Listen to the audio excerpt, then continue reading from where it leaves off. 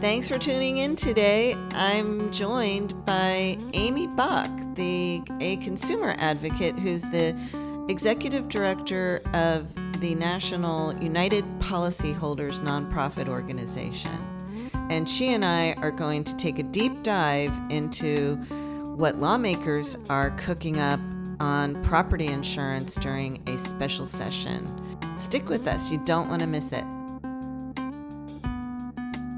The insurers have undertaken practices that are thwarting the purpose for which people buy insurance, which is to get the money that you need to repair and restore your assets. You're listening to A Deeper Dive with Dara, a podcast by City and State, Florida.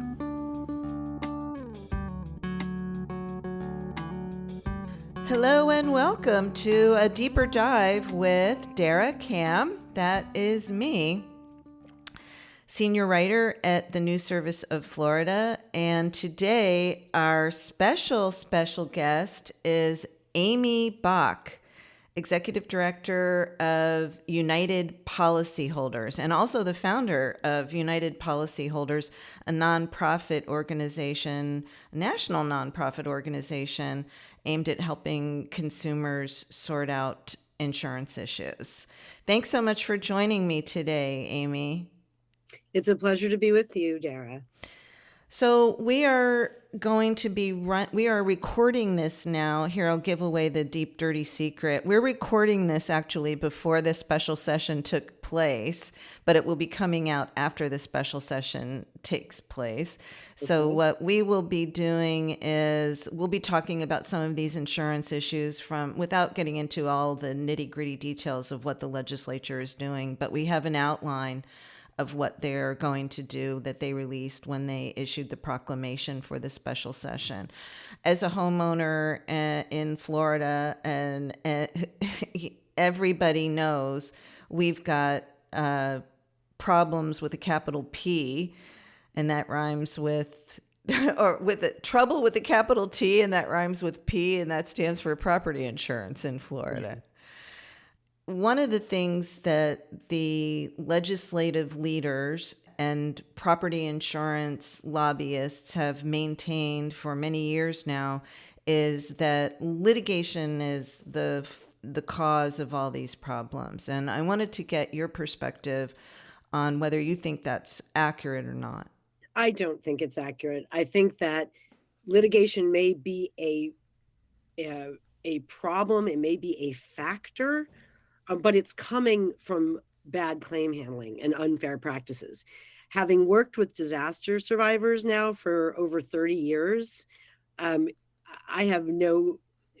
no question that after people have had their lives disrupted by a disaster and their home has been seriously damaged or destroyed, they're not interested in getting involved in a lawsuit.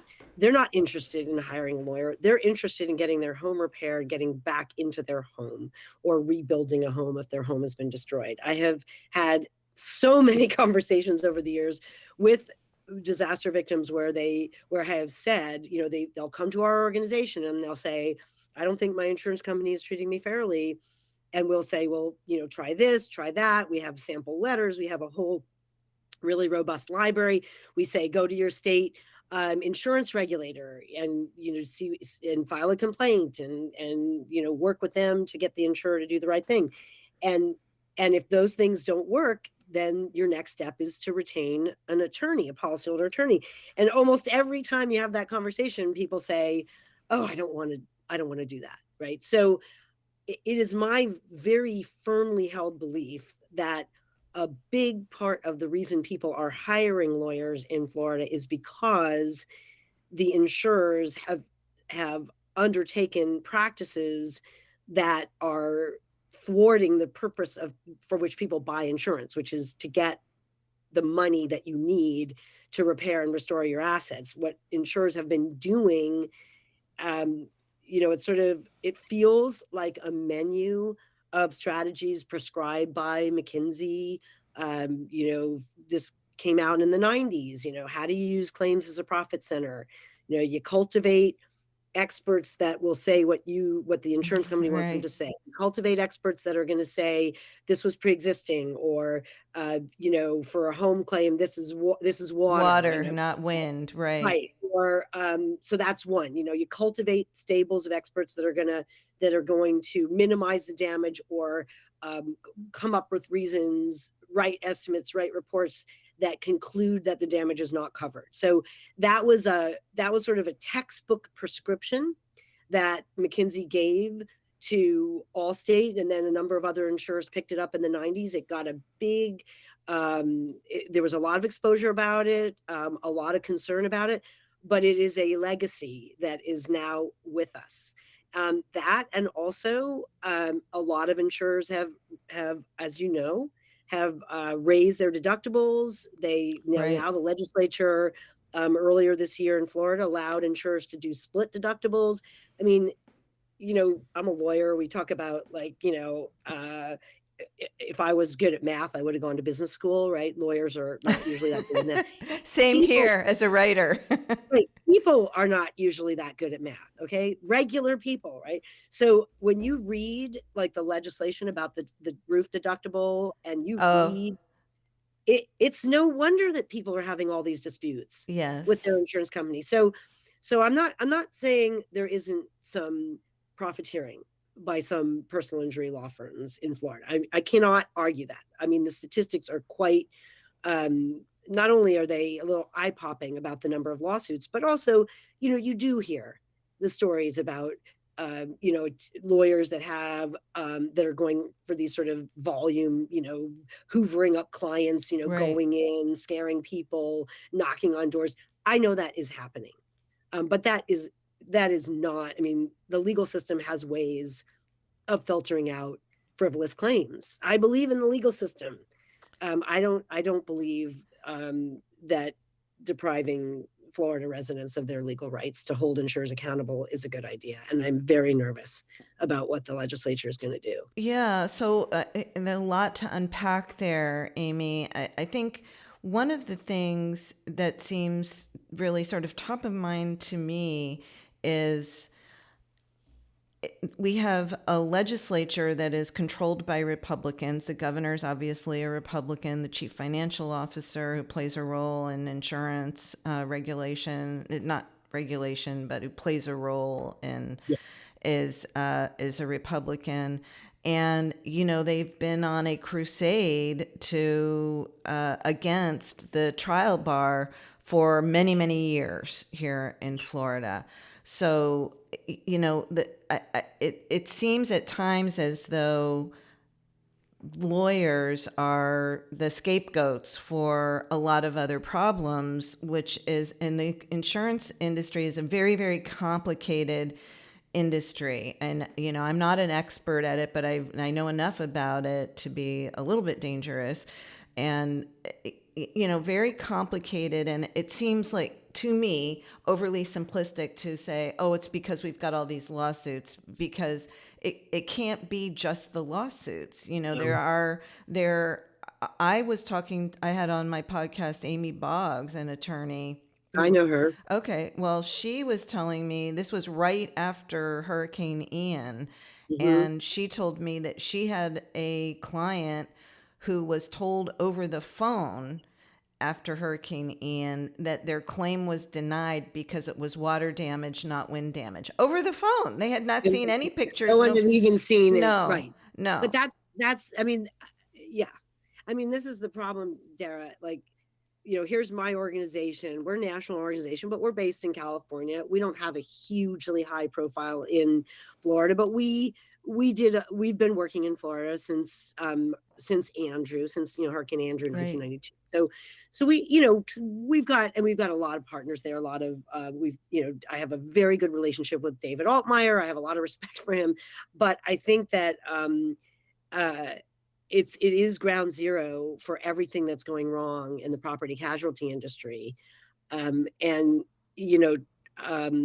tort reform. I mean, I started my career, I became an insurance consumer advocate because Hank Greenberg, who was the CEO of AIG, the guy who founded AIG, the company that we had to bail out in Right. 2008, came up to Albany, and I was working as an intern in the legislature, or I was working for a consumer protection agency at that time, with a wish list of ways they wanted to curtail people's legal rights.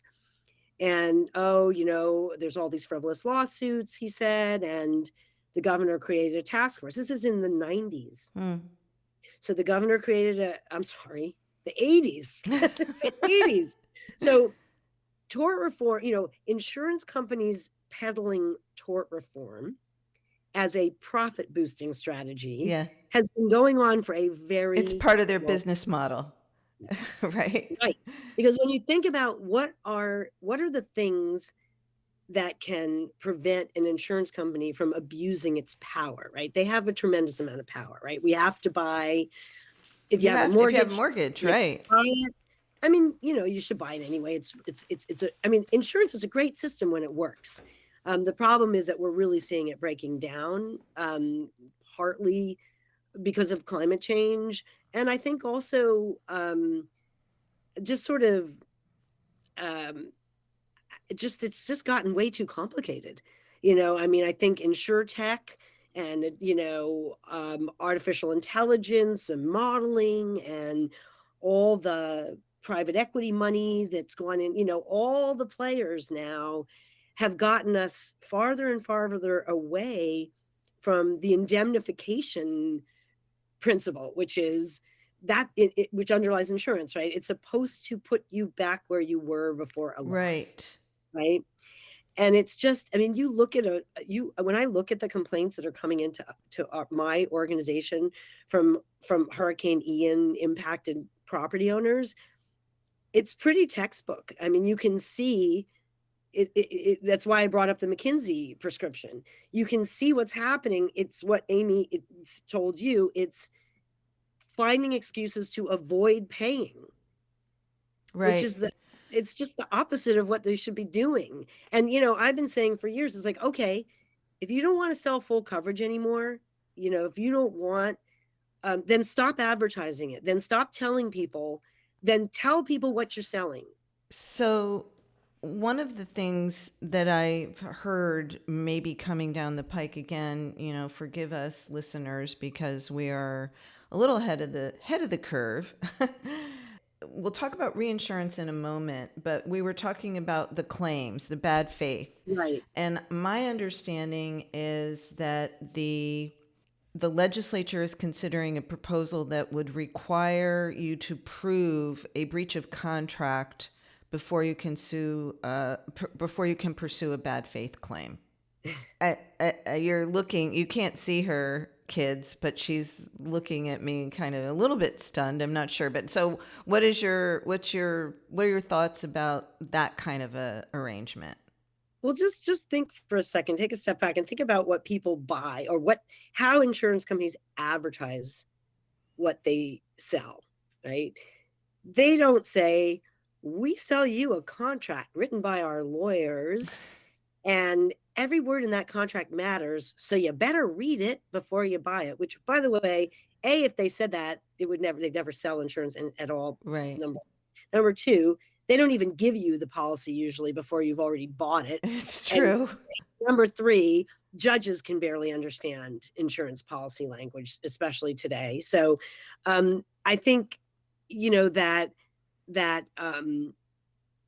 we need some sort of return to simplicity here, because obviously the increase in litigation is tied to this kind of the claim practices, the business practices that insurers have been using now in the modern era, and the legal system is the one place where the consumer can hold a big corporation accountable, right? You can go to your elected official, you can go to your state regulator, maybe they'll issue a fine, maybe they won't do anything, maybe they're going to do an audit, but a good lawyer is going to get you a settlement. Now, that's just reality, right? So you asked me, what if the legislature does this and makes you prove a breach of contract? So my point was, people don't think I'm buying a contract. They think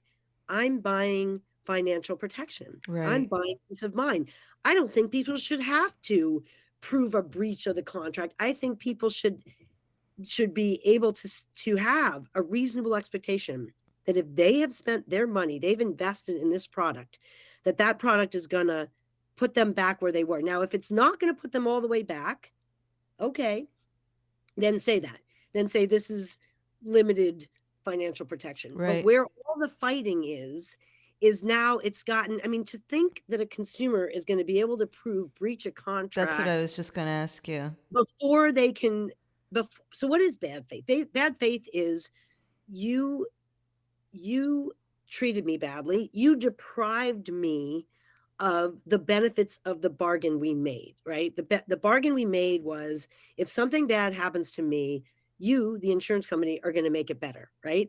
We didn't enter in a transaction that said where I had a lawyer and you had a lawyer and those lawyers agree, executed a contract and now my lawyer has to prove that, that contract was breached. I mean, that's just way beyond the average person. Now, again, if there is entrepreneurial activity by lawyers, there are ways to stop it, but you don't want to throw the baby out with the bathwater or deprive the consumer of really one of the only leverage that the Right. little guy Is through has. the judicial It's system. and Yeah. you let me tell you something. When insurance companies think that, I mean, look how they're behaving now when they can be held accountable by a lawyer. Yeah. Look at how, rejecting a claim without even inspecting it. Like they're behaving that way now when you can hire a lawyer and sue them.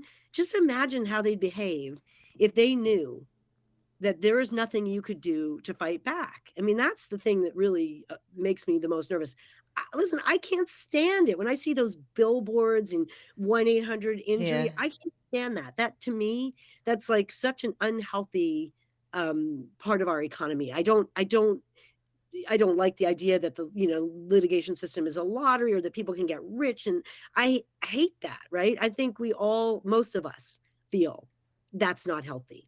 But those are not the lawsuits we're talking about here. We're talking about lawsuits brought by somebody who has had a loss against an entity that has failed to deliver on the promises that they made, right? This is not about, oh, I had to slip and fall and now I want $1 million. Right. Right. These are different kind of lawsuits we're talking about here. But believe me, that making people prove a breach of contract before they can bring a bad faith case, no one's going to be able to hire a lawyer to do that. Well, because there's money. especially, yeah. Well, and I'm sorry, I didn't mean to interrupt you, although You have it's to, how I fine. communicate. Yeah. Especially if they do away with what are called one-way attorney fees, which I'm sure you've heard a lot of the chatter about that, which would be when that a consumer would have to pay their own attorney's fees if they lose in Right. challenging That's a claim. killer. I mean, that is it. And this is the interesting thing. At least in most of the states where my organization works, most people who have a smaller dollar dispute with their insurance company cannot find a lawyer anyway, right? So Hmm. I don't know what kind of shops some of these Florida firms may have set up. I mean, if they are getting involved right from the beginning of a claim, just like a public adjuster would, where they're going to get a cut right out of the gate, like that is not healthy, right? We do say, like, give your insurance company a chance to do the right thing, right? We always tell people that. And so that's the same thing Petronas would say or Altmaier would Right. say. But the reality is that people are getting jerked around here from the get-go in a lot of situations because insurance companies are just they are obviously a little bit desperate and they're cutting corners and they're trying everything they can think of, it feels like anyway, to control their claim payouts. And yeah. Yeah, and which brings me to sort of, I guess, from the 50,000 foot level, one of the biggest problems we have now, I forget how many, more than a dozen companies have collapsed in Florida, and they're shedding policies. The state-backed Citizens has taken in, I wrote this down earlier, they now have they've added more than 1.2 million policies this year. The state, that is double the number of policies Citizens had last year, which is, which was significantly higher than it was the previous year. But they had done, there was all this effort to depopulate Citizens. I remember. And part of that was financial incentives to smaller insurers to come in and pick up policies. Right. And, a lot of those companies, they just may not have been run well or capitalized. Yeah. Certainly some of them. I don't like to oversimplify the Florida situation, but I do think that depriving people of their legal rights, that just is sounds such an alarm for me, because the deterrent effect of the litigation system is just such a critical consumer protection. Part of the problem with that whole claims dispute issue is this is happening for people when they are really, really vulnerable. I had a tree come through my roof of a house that I don't live in anymore during Hurricane Hermine several years ago. And it was, I still have PTSD when it rains hard or blows hard here. And I live in a brick house that I have a basement room that's completely finished. It really was a very traumatic experience for me. And so when you're getting offers, when you're being lowballed by an insurance company and there's no way that you can repair your home and have a safe place to live like that, with that amount of money, what else can you do? For many people, this is the biggest asset that they own. Right. So it feels, we already have a hurricane deductible in Florida, $4,000. So named storms, that's $4,000 out of pocket right off the bat. So your website, I just want to pimp your website for a moment. It is really, really helpful, and it is uphelp.org. So folks who are interested, it's uphelp.org. You have a lot of information on there. And I think you also have a special resources for Florida, for Ian affected Floridians. We do. We have an Ian library, we have a Nicole library, and we already did an orientation, which I really recommend if any of your listeners did go through a loss. They can log on to our site, go to the Ian library, and watch the orientation video. I did it with 2 Florida experts, one lawyer and one claim adjuster, talking about how things should work. Right. And what to do when they don't work. Yeah. Okay, well, that's very helpful. Thank you for letting us know about that. Thanks for listening. We'll be right back with United Policyholders Executive Director Amy Bach.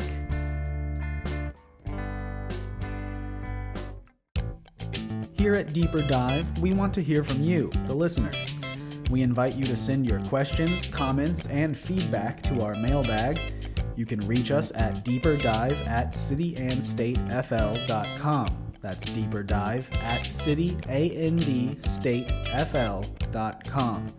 Get your 2 cents in by sending us an email. Welcome back to A Deeper Dive with Dara. I mean, what do you think Florida needs to do in order to iron out this insurance mess? Or do you think it's even fixable? Well, I do think that some sort of alternative dispute resolution program that builds on the current mediation program is in order. And I think part of that is because what the legislature already did on the roofs, right? It you know the legislature has already done some reforms, right? They did just a few months ago. Yeah. And you can't just file a lawsuit and off to the races. That you've got to give the insurance company a chance to cure. There's like a Right. waiting period, right? But the roof thing with the with the 25%. So you probably know this, that the Florida Building Code used to say, or still says, if more than 25% of a roof is damaged, it's not safe to just repair that patch. You've This got to was do. the building code, statewide building code they created in the aftermath of Hurricane Andrew. Sorry to interrupt, but yeah. Well, no, but for safety reasons, Right. right? And of course, the insurers. I mean, I don't. Listen. I don't. It's not like I blame them. They are. It's like people. It's not like they're evil empires. They're just profit-oriented entities. So they're going to figure out how They to want to make a make profit. money. Right.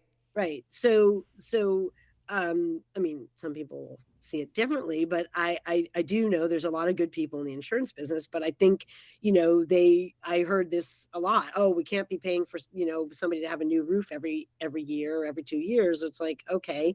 So then, then the insurer's solution was, instead of just sort of being honest with people and saying, we can only give you a new roof every, I don't know, 5 years or something like that. They instead have this complicated formula now, where the legislature said, no, now it's okay to just patch, Right. right. It's okay to do a 25% patch. Okay. All right. So now we're not as worried about safety and integrity and real estate values. Okay. But then the math is insane with the deductible. So anyway, I think because of the math, because of the deductibles, because of the fact that now, a lot of insurers offered people a 5% break on their premium if they would take ACV only coverage on the roof, actual cash value only coverage on the roof, more math. Because of all this math confusion, I think we need some sort of Florida property damage valuation and insurance dispute resolution program that is bigger than the existing mediation program, and that where, rather than curtail people's legal rights, which I think is, I've already said why I think that's bad, rather than try to make, put this ridiculous risk on people, which no one is going to take, of like, oh, well, if you lose, you're going to pay the insurance company's legal fees. Who's going to, people are just going to. It's just it's unthinkable. It's unsustainable. Nobody can do that. I mean, very few people can do that. I mean, listen, hardly anyone can pay a lawyer by the hour. In fact, almost no one. I mean, that's why, the contingent fee system it's so important, making it financially viable. I mean, this is the tightrope for Florida lawmakers, is you don't want to make it financially impossible for people to sue their insurance companies. Believe me, you don't want that, right? If insurance companies don't face that threat, then you've lost a very, very important deterrent to unfair claim handling, right? So so you don't want to make it, obviously the legislature is concerned and possibly, convinced that it's just too profitable for lawyers right now, that it's too tempting for them to tell people, oh, you can hire me, I'm gonna, and I'm gonna get paid. I know I'm gonna get paid, and you're gonna get paid. Everyone's gonna get paid here. You don't want it to be too easy, but it isn't too easy right now, for the lawyers to, for a lawyer to take something on contingency, and know that they're going to, that their time, they bet on the come, right? You don't pay them by the hour. You're paying them a cut of what they get for you. Yes. That's sort of a fundamental consumer friendly system. But obviously there's a sense that we need some more checks and balances there. But I would rather make people go through a like a technical appraisal. What is the process that you're supposed to use when the property owner and the insurance company don't agree on the damage, the amount of damage, and what's covered, right? There's supposed to be an appraisal process that is supposed to resolve the construction cost valuation disputes, right? If you can at least get that figured out, what happened to this property and what should it cost to put it back, then you can tangle with, is it covered or not? So I would be in favor, but the problem with so you have this process, you have the appraisal process. Was baked in to policies, but once and insurers used to control the process of appraisal, and policyholders didn't. What does that mean? I don't understand that. And but once the policyholder bar and the public adjusting community and started to really understand how to use appraisal, then there were some abuses on both sides, and so then insurers stopped using. A lot of insurers took the appraisal clause out of their policy. And I know one of the things the legislature is looking at is mandatory arbitration. Right. That's not what I'm talking about. I'm talking about a mediated process where the homeowner has a chance, without spending a fortune, to put forth their case informally without a whole lot of court reporters and evidence and depositions and all that stuff, which are expensive. It is. So to figure out, okay, what happened to this property, what has to be done to repair it, and how much is it going to cost? If we can just have a process that isolates that, I feel like it would take a bite out of the litigation problem, because I think a lot of times people don't have anywhere to go but to a lawyer. I mean, all these consumers that are writing to my organization, and we're getting quite a few, they're all saying, I tried to communicate with the insurance company. There was no there. I couldn't find anybody. So I guess I don't have a choice but to hire a lawyer. Can you give us some examples of what you're hearing from folks? I'm guessing you're referring to Post Ian or Post Nicole. What are the kinds of things they're telling you have happened to them?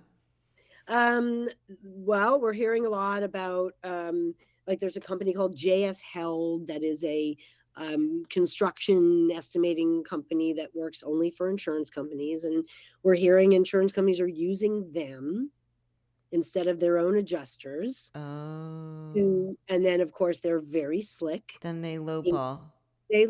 And then they're like a wall in between the consumer and the insurance company. And it just is another obstacle where the homeowner says, well, my contractor has given me an estimate. It's higher than what JS Held has given, and I've given my insurance company the estimate and they won't pay on it. What do I do? Right? I'm stuck. And I mean, sure, we tell people, go to file the complaint with DFS. But then, that's Jimmy Petronus's office. Right. But we understand that they are, short staffed and they can't, they don't have the resources to adjudicate, these valuation disputes. So you're suggesting there should be a special board or commission or whatever that could do that in a more efficient and inexpensive manner and fair, hopefully, manner than the process that is the adversarial process that we're in right now. Yes, because so for example, obviously, people, there's a shortage of contractors, there's a shortage of adjusters, but so there are some, I'm sensitive to insurance companies argument that between between supply chain interruption, inflation, they're getting hit with these bills that are like and profiteering. That would be, that they're getting, people are giving them inflated estimates, that people are giving them, contractors are trying to rip them off, roofers are trying to rip them off, right? Um, if you have a process, a statewide tribunal of some, like a claim, or a loss valuation mediation program, you can start to figure out what materials should cost and what labor should cost and what are the ranges, so that you can find the if somebody is, if in fact, is the insurance company lowballing, is the policyholder over claiming, where does the truth lie? I feel like you can get to those truths if you're looking, if you have a lot of these claims coming through the same place, because you can see, oh, okay, wait a second, drywall should be running in this. Yeah, you establish kind of standards in a more global way. I had Fred Karlinski on the podcast a couple of about a month or so ago, and he was, of course, saying that we have runaway litigation in this state, and that he also said that repeatedly that homeowners are using property insurance as maintenance policies, and they're not maintenance policies. I'm not sure, like for pipes and things like that. I'm not sure that he got some pushback from attorneys who represent policyholders on that, because I don't know how homeowners are supposed to make sure their pipes are maintained. They'd have to dig up their yard every couple of years. And also, like, just look at the deductibles that people have, right? Yeah. So people are paying for the smaller things out of pocket. They don't have a choice, right? One of the things that Fred said was that Floridians have to know that they have been underpaying. Their premiums have been too low for a long while, and until premiums start going up, that is part of the problem. And I was speaking to another attorney today, who's a lobbyist and an attorney, and is very knowledgeable about the insurance law in Florida. And he was telling me that whatever they are doing in this special session, it is not going to result in a decrease in premium prices for Floridians. So is it true that Florida insurance prices have been, that the premiums have been underpriced? And how do you deal with that? And they've gone up. I know mine's gone up significantly over the past couple of years. I think if you talk to most people, they'd say, that comes as a surprise to me, because I'm paying, certainly paying more than I ever paid before. And like, aren't most people paying sort of in the 3,000 to 5,000? Yes. And whereas in a lot of states, it's more of the 1,000. So I think it does feel like Floridians are already paying for the cost of living, in a state that is prone to disasters. And again, like, if it's true that insurers have been underpricing their products, well, first of all, I don't think it is true, but that's their fault, right? The solution isn't to start curtailing coverage. That's the killer for me, is that people are having higher deductibles, higher premiums, and less coverage. Right. So I feel like, and presumably at the end of this special session, less access to remedy the disputes between their claim and less what leverage. less leverage. Right. That's you go into mandatory arbitration, that's less leverage for the consumer, because again, that's where the insurer they have an advantage. They have the big budget. They can hire the experts. They can hire the you know um, the lawyers, and But it pay them. sounds good on paper, right? Mandatory arbitration. People might think, well, that's not bad. They're saying that you have to try to work it out between Right. yourselves. Yeah. So Yeah. it might not come across as so pernicious to the average person. Well, we'll see. Like we have one place where, well, if you look at where tort reform has been successful, medical malpractice, it became almost impossible, at least in California, to hire a lawyer for a malpractice case after the legislature capped their We have fees, that. and Yeah. it became like it basically has to be a really extreme. Yeah. Very egregious. Right. So Congress passed ERISA, which was the Employee Retirement Security. Basically, what it says, if you want to sue a health insurer for basically bad faith or denying a claim that they should have paid, you have an exclusive remedy. You can't go to court. You have to or you can go to court, but your remedies are very limited, and attorney's fees are limited, and there's all these rules. And at first the bar went into sort of, oh my God, but then lawyers figured out how to live in the system. So mandatory arbitration, it's not the end of the world, because you still have a remedy. I hope they don't go there. I would much rather see some sort of a mediation process, because I think the reality is what it's going to cost to repair your home is what you're going to have to pay someone, not what some tribunal says, right? I think, and let's think that through. If it's harder for consumers to get fully reimbursed for damage to their homes, what is the effect of that on Florida's housing market?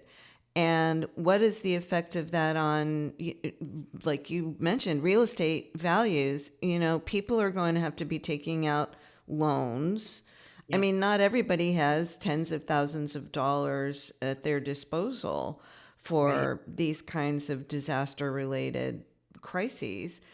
So, does that mean, are we moving into an era where only the 1% or the top 5%? I mean, are we going to be shutting out just average people out of home ownership because of the insurance, not just because of the cost of insurance and the ungodly cost of housing now, but because if something happens, they won't be able to be made whole. And so where does that leave us? Yeah, I think those are the things that keep me up at night, Dara.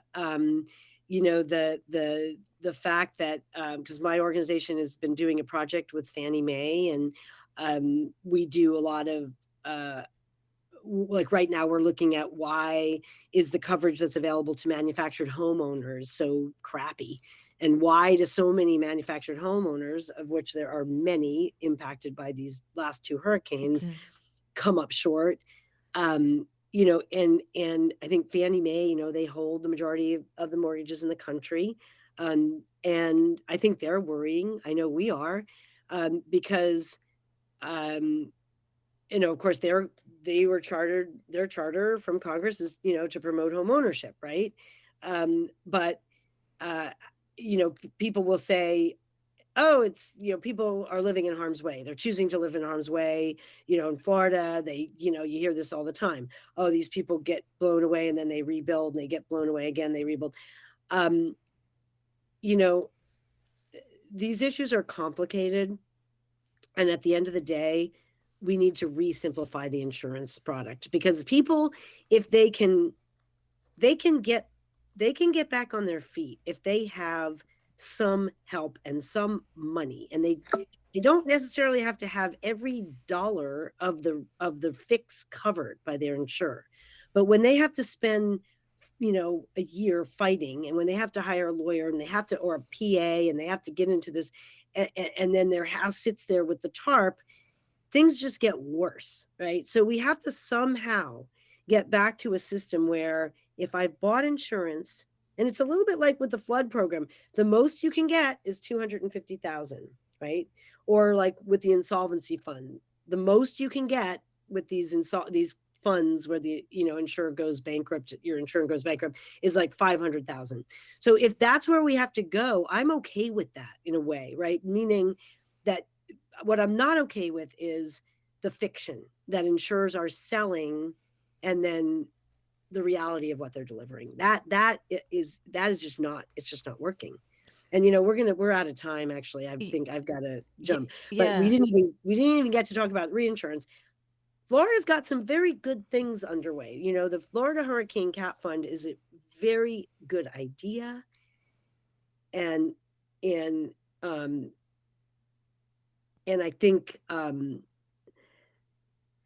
Fred, he's with the reinsurance sector, right? That's a big problem right now is that reinsurance prices have gone way up and the market has hardened, and it's very hard. It's harder and harder for insurers to be able to afford to buy reinsurance, which is probably one of the driving factors with some of these insolvencies. They didn't have enough, right? They didn't, and reinsurance is expensive. It's not as regulated as primary.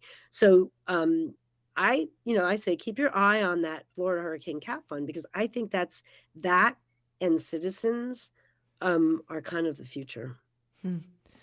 Well, I am sorry that we ran out of time, but I am very, very glad that you joined me. And I want to, before we finish, I want to get your promise that you'll come back after the special session and we'll talk again, because I'd love to. Let's talk about what they do. It's fascinating. And I wanted to come down and help, but I'm like, I'm not a player there. This is a very high level negotiation, right? It's probably the head of the FJA and Patronus and the speaker, I'm sure. I don't think there's a whole lot of people that are cooking up this recipe. That I don't think. Yeah. Well, thank you so much, Amy, for joining us. Again, Amy Bach with United Policyholders. Her website is uphelp.org. Thanks again. Thank you, Dara.